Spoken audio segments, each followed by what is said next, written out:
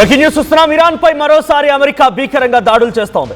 Hormuz జలసంధి పైన మరోసారి పట్టు సాధించే ప్రయత్నం అమెరికా చేస్తోంది. ఇప్పటికే హార్ముజ్ జలసంధి మొత్తంగా అటు స్ట్రైట్ ఆఫ్ హార్ముజ్ ని మా కనుసైగల్లో పెట్టుకుంటాం, మాకే పూర్తి స్థాయి దీనిపైన ఆధిపత్యం కావాలి, మేమే కంట్రోల్ తీసుకుంటామని చెప్తున్న ఇరాన్కి అమెరికా ఇప్పుడు చుక్కలు చూపిస్తోంది. నిన్న కూడా సౌత్ ఇరాన్లోని ఒక కీలకమైనటువంటి స్థావరం పైన ఎక్కడి నుంచి అయితే ఇరాన్ డ్రోన్లు మిసైల్ ప్రయోగిస్తుందో ఆ ప్రాంతంపై అటాక్ చేసిన అమెరికా మళ్ళీ ఇప్పుడు బందర్ అబ్బాస్ పోర్ట్ పైన ఒక ఆర్మీ స్థావరం పైన ఇరాన్ సంబంధించినటువంటి ఆ ప్రాంతంలో భయంకరమైన దాడికి పాల్పడింది America.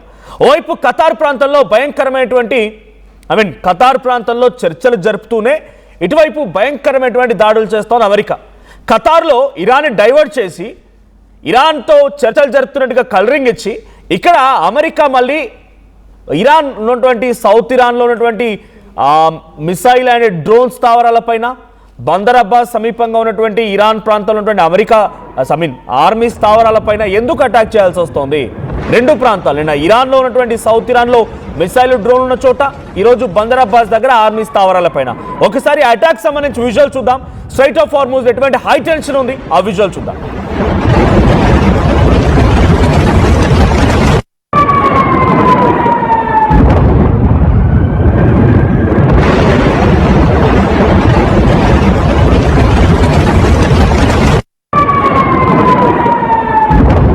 Recording, brother. Countdown's close. Ready? Ooh, this is 3, 2, 1. Yo, no!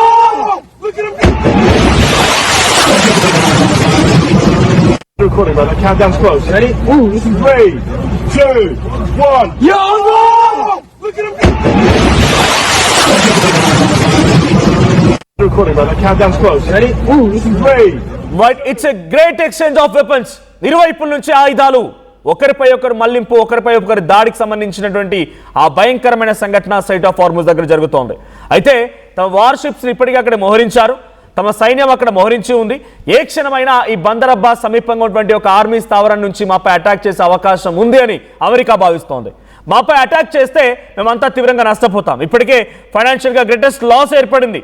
వాళ్ళు చిన్న డ్రోన్ ప్రయోగించినా మేము వాటిని తిప్పి కొట్టాలంటే చాలా పెద్ద మొత్తంలో ఖర్చు చేయాల్సి వస్తుంది. కాబట్టి వాళ్ళు అటాక్ చేయకంటే మునిపే వాళ్ళ స్థావరాలని పూర్తిగా కుప్పకూలుస్తాం. వాళ్ళ డ్రోన్లు పెట్టుకున్నటువంటి స్థావరాలని, వెపన్స్ పెట్టుకున్నటువంటి స్థావరాలని, ఈ మొత్తం ఆ ప్లేసెస్ని కొలాప్స్ చేస్తే మాకు అన్ని రకాల నుంచి దారులు క్లియర్ అవుతాయని చెప్పి అమెరికా భావించినట్టుంది. అందుకే నిన్న సౌత్ ఇరాన్లోని ఒక కీలకమైన స్థావరం పైన రాత్రి మళ్ళీ అమెరికా మరోసారి ఇరాన్ ఉన్నటువంటి ఆర్మీ బేస్ క్యాంప్స్ పైన మరోసారి అటాక్ చేసింది. అయితే ఇరాన్ ఏం సైలెంట్గా ఉండడం లేదు. ఇరాన్ కూడా కొన్ని పదుల సంఖ్యలో డ్రోన్లని ప్రయోగిస్తూ అమెరికాని ఎక్కుపెడుతోంది. అమెరికా స్థావరాలపైన యుఏఈలో బహ్రాన్, బనామా, ఖతార్ ఈ ప్రాంతంలో అమెరికా స్థావరాలపై అటాక్ చేస్తోంది. అమెరికా వార్షిప్స్ పై అటాక్ చేస్తోంది. కానీ ఏ ఒక్కదాన్ని కూడా అమెరికా తమ భూభాగం వైపు లేకపోతే తమ స్థావరాల వైపు రాకుండా అక్కడ అటాక్ జరగకుండానే గాల్లోనే పేల్చేస్తోంది. ఇప్పటికే వందలాది డ్రోన్లని అమెరికా ఇరాన్ వైపు నుంచి వచ్చిన వందలాది డ్రోన్లను తిప్పికొట్టిందన్నట్టుగా అమెరికా కూడా ఒక స్టేట్మెంట్ పాస్ చేసింది. యాజ్ ఆఫ్ నౌ ఇంకా ఈ భయంకరమైనటువంటి దాడి కొనసాగుతూనే ఉంది.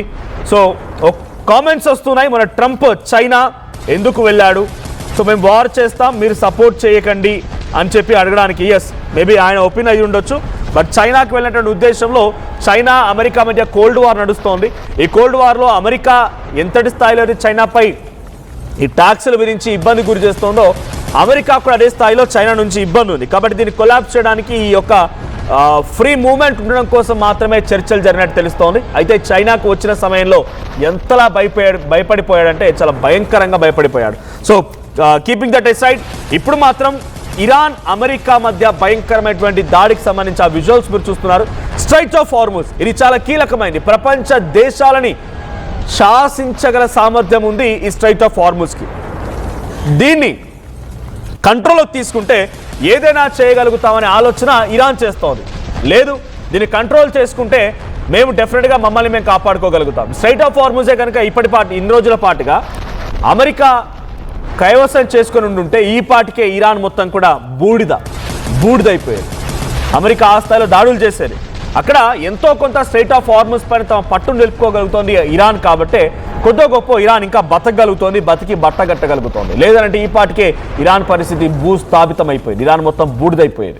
ఎందుకని చెప్తున్నా ఈ మాట అంటే స్ట్రైట్ ఆఫ్ హార్ముజ్ దగ్గర సీ మైన్స్ పెట్టడం, నౌకలు వెళ్తుంటే వాటిపై అటాక్ చేయడం ఇవన్నీ జరుగుతున్న తరుణంలోనే జపానో లేకుంటే భారతో ఇంక ఇతరత్ర దేశాలు ఏవైతే స్ట్రైట్ ఆఫ్ హార్మూజ్ నుంచి ఆయిల్ సప్లై చేసుకుంటూ ఉంటాయో ఆయా దేశాలు ఏం చేస్తున్నాయి, అమెరికా అధ్యక్షుడు డొనాల్డ్ ట్రంప్ పై ఒత్తిడి తీసుకొస్తున్నాయి.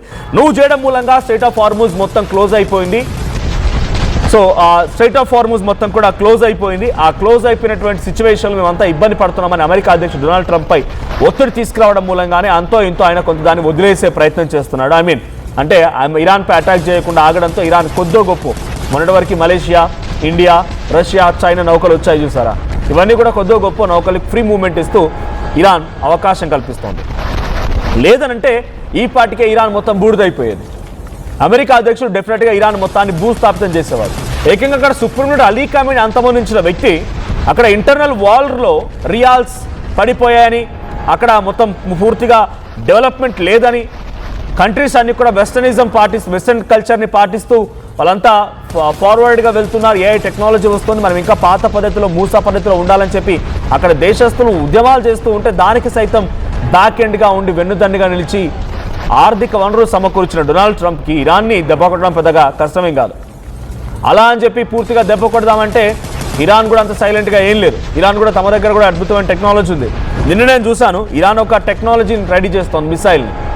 సో ఆ మిసైల్ కనుక సిద్ధమైంది అనుకుంటే, ఆల్మోస్ట్ రెడీ, ఆ మిసైల్ కనుక మనం సిద్ధమైంది అనుకుంటే న్యూక్లియర్ పవర్ లాంటి మిసైల్. ఆ మిసైల్ ఎక్కడ పడితే అక్కడ కొన్ని వందల కిలోమీటర్ల వరకు పూర్తిగా గడ్డి పరక కూడా మొలబదు. అటువంటి ఒక మిసైల్ని ఇరాన్ సిద్ధం చేస్తోంది. యురేనియన్ రిజర్వ్స్ ఇవ్వడానికి కూడా సిద్ధపడింది. శాంతి చర్చలకు సిద్ధమని శాంతి చర్చలకు వెళ్తోంది. పాకిస్తాన్కి పిలిస్తే పాకిస్తాన్కి వెళ్ళింది, ఖతార్కి పిలిస్తే ఖతార్కి వెళ్ళింది. వాళ్ళు చెప్పిన కండిషన్స్ని యాక్సెప్ట్ చేస్తానని చెప్పి యురేనియం రిజర్వ్స్ని ఒక్కచోటే ఉంచుదాం, మిగిలిన చోట అంతా కూడా న్యూట్రలైజ్ చేస్తామని చెప్పినట్టుగానే అమెరికా కండిషన్స్ని యాక్సెప్ట్ చేసింది. ఇంకేం చేయాలి?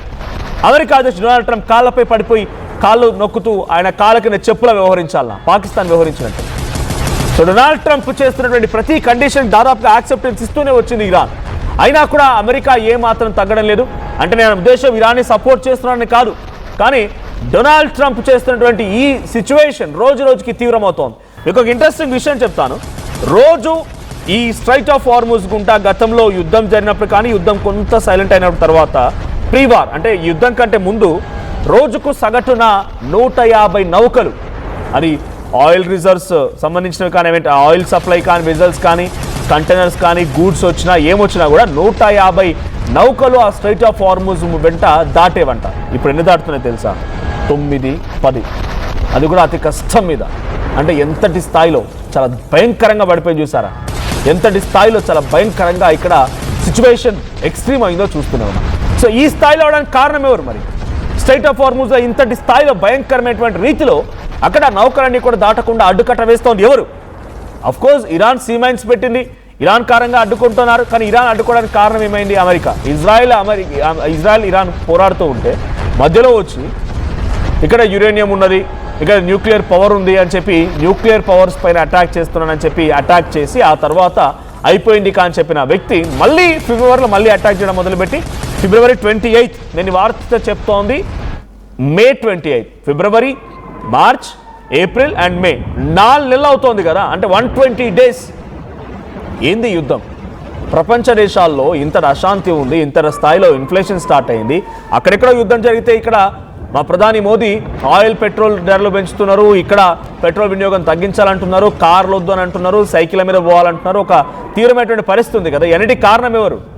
సో ప్రజెంట్ ఇవన్నీ కూడా వస్తున్నటువంటి దాని సిచ్యువేషన్లో డొనాల్డ్ ట్రంప్ వెనక్కి తగ్గి యుద్ధానికి ముగిస్తారేమో అని చెప్పి, సో ఆ సిచ్యువేషన్ ఇలా ఉంటుంది చూడాలి. ఇంకో కామెంట్ వచ్చింది, మణికుమార్ పోలినా అంట, టుడే మార్నింగ్ 5:20 AM కువైట్లో డ్రోన్ అటాక్ జరిగింది అని చెప్పి. సో కువైట్లో డ్రోన్ అటాక్ జరిగింది, ఇట్స్ బికాస్ ఆఫ్ ఇరాన్.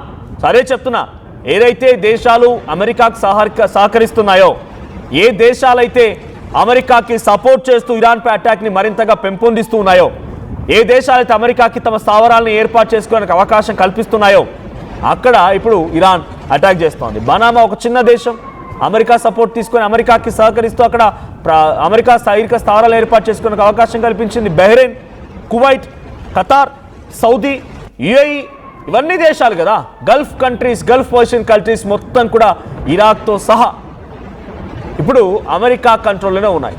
ఇక ఈ మిగిలిందల్లా ఇరాన్ని కంట్రోల్లోకి తీసుకొచ్చుకోవడం కోసం చాలా విశ్వ ప్రయత్నాలు చేస్తున్నాయి. సో చాలామంది ఆర్టీవీ చెప్పేటువంటి ఈ న్యూస్ని వెంటనే ఎప్పటికప్పుడు వారికి సంబంధించి అక్కడ ఎటువంటి సిచ్యువేషన్ జరిగిన అప్డేట్స్ ఇస్తున్న తరుణంలో చాలామంది ఫేక్ అని రకరకాల కొట్టిపారేస్తున్నారు కదా. సో ఎవరైతే ఆ ఫేక్ అని రాసేటువంటి పని కట్టుకొని రాసేటువంటి వ్యక్తులు అజ్ఞానులు ఎవరైతే ఉన్నారో వారికి మీకు ఒక విజువల్ చూపిస్తాను. ప్లీజ్ పీసీఆర్ ప్లే చేయండి.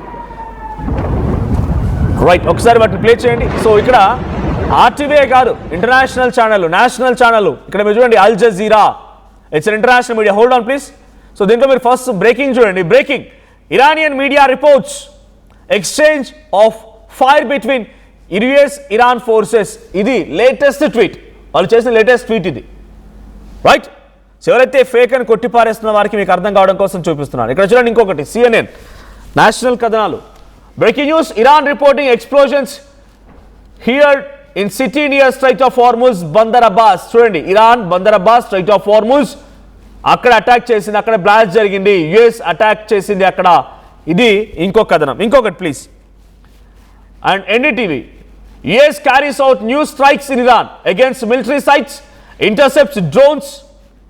The US military has carried out new strikes in Iran targeting a military site that officials believed posed a threat to US forces and commercial maritime traffic in the Strait of Hormuz. So maritime traffic ni addukuntunదనే నేపథ్యంలోనే Iran పైన US forces దాడి చేస్తున్నాయి. ఇది ఆ వార్త ఉద్దేశం. So ఎవరైతే పనిగట్టుకొని మరి కొంతమంది మేబీ కాంపిటీటర్స్ అంటామా లేకపోతే ఇంకెవరు అంటామా, వాళ్ళంతా కూడా పని కట్టుకొని ఫేక్ అని కొట్టే వాళ్ళందరికీ కూడా ఒకటి గుర్తుపెట్టుకోండి, ఎప్పటికప్పుడు ఎక్స్పర్ట్స్ టీం, మా దగ్గర ఉన్నటువంటి ఆ టీం జర్నలిస్టిక్ వాల్యూస్ని కంటిన్యూ చేస్తూ ఇంటర్నేషనల్ మీడియా కథనాలకు సంబంధించి 1-2 సార్లు ధృవీకరించుకున్న తర్వాత ఈ వార్త కొడుతున్నాం. ఈ వార్తని మీకు ప్రజెంట్ చేస్తున్నాం. ఒకసారి మళ్ళీ నిన్న Bandar Abbas army head quarter పైన, నియర్ బై ఇరాన్ ఉన్నటువంటి ఆర్మీ స్థావరాలపైన అమెరికా అటాక్ సంబంధించి ఆ విజువల్ చూద్దాం.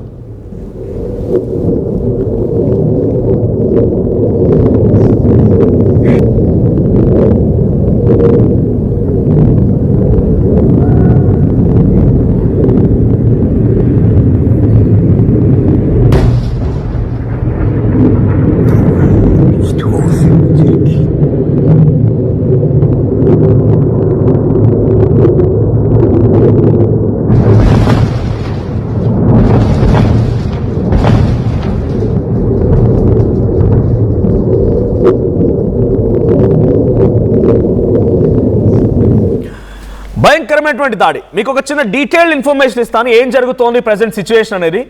February 28 supreme leader Ali Khamenei అంతమొందించిన రోజు. ఆ రోజు నుంచి ఈ రోజు వరకు ఎగ్జాక్ట్గా 4 నెలలు అవుతోంది, అంటే 120 days. 120 రోజుల పాటుగా భయంకరమైనటువంటి దాడి జరిగింది. 40-45 రోజుల పాటుగా భయంకరమైనటువంటి దాడి, ఒకరిపై నుంచి ఇంకొకరు దాడి చేసుకున్నారు. కువైట్ పై అటాక్ ఇరాన్ చేస్తే, ఇరాన్ పై అటాక్ అమెరికా చేస్తుంది.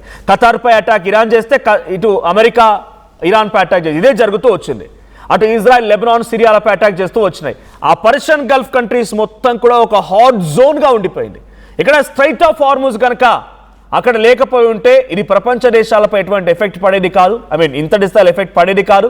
ఇంతటి స్థాయిలో ప్రపంచ దేశాలు కూడా ఈ యుద్ధాన్ని ఆగాలని కోరుకునే వాళ్ళే కాదు. స్ట్రైట్ ఆఫ్ హార్ముజ్ అనేటువంటి ఒక కీలకమైనటువంటి జలసంధి 20% ఆయిల్ సప్లై చేస్తుంది ప్రపంచ దేశాలకి. దాంట్లో భారత్ చాలా అత్యధిక మొత్తంలో దిగుమతి చేసుకుంటూ ఉంటుంది ఆ స్ట్రైట్ ఆఫ్ హార్ముజ్ గుండా. ఇప్పుడు రష్యా నుంచి రావాల్సిన ఆయిల్ కొనుగోలు కూడా డొనాల్డ్ ట్రంప్ ఎవడో చెప్పాడని చెప్పి మన భారత ప్రధాని అక్కడి నుంచి ఆయిల్ కొనుగోలు చేయడం ఆపేస్తే భారత్పై చాలా పెను ప్రభావం కూడా పడుతోంది.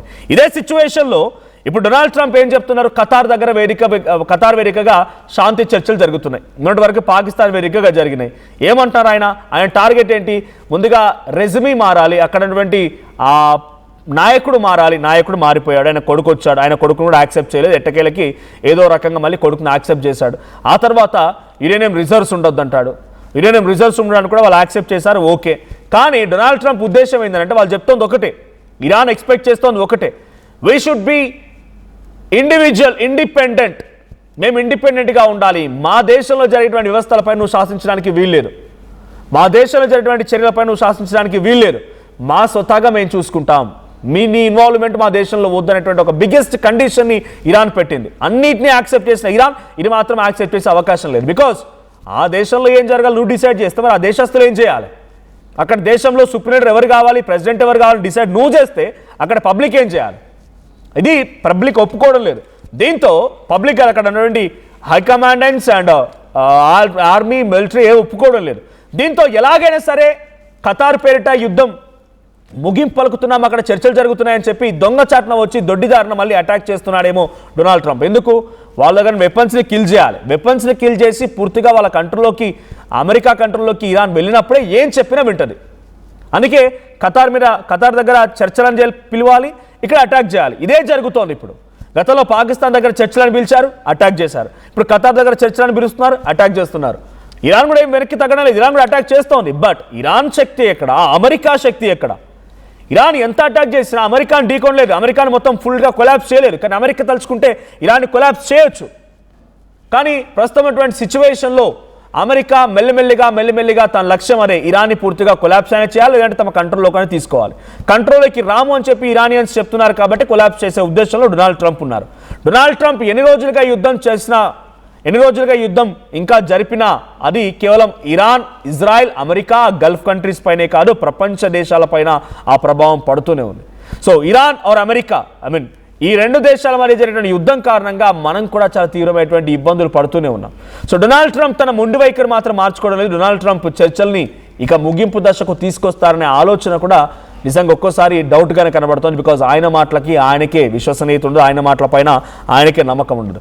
ఖతార్ వేదికగా జరుగుతున్న చర్చలు 60 రోజుల పాటుగా యుద్ధాన్ని ముగించేద్దాం, మీరు నాపై అటాక్ చేయక నేను మీపై అటాక్ చేయను, ఆ తర్వాత మనం రోజుకొక కండిషన్ మీద మాట్లాడుకుందాం, ఆ కండిషన్స్ని సాల్వ్ చేసుకుందాం, ఒక ఫుల్ పర్మనెంట్ సొల్యూషన్ని దీన్ని తీసుకొద్దామని చెప్పి పెజెస్కియాన్ ఇరానియన్ ప్రెసిడెంట్ ఒక స్టేట్మెంట్ ఇచ్చినా కూడా అమెరికా ఏమాత్రం వెనక్కి తగ్గకుండా ఇంకా అటాక్ చేస్తూనే ఉంది.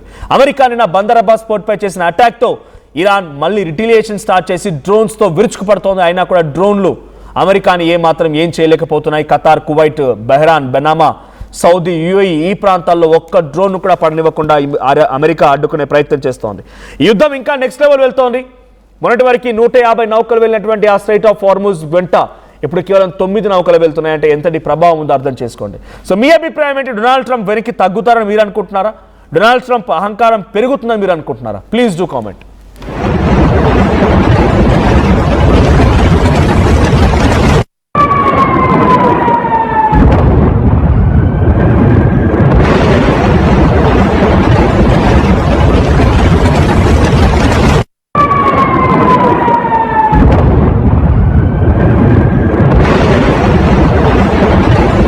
Recording, brother. Countdown's close. Ready? 3, 2, 1. Yo!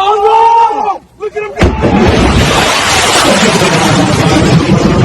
Recording, brother. Countdown's close. Ready? 3, 2.